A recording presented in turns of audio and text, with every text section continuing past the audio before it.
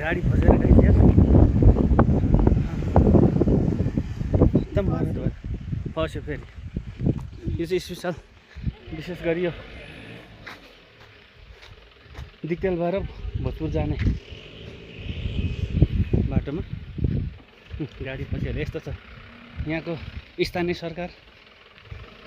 अनि हाम्रो सरकार गफ मात्रै हो है यस्तो रहनु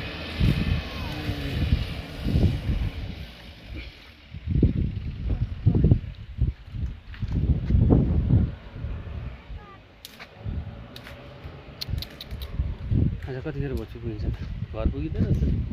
यस्तो तलले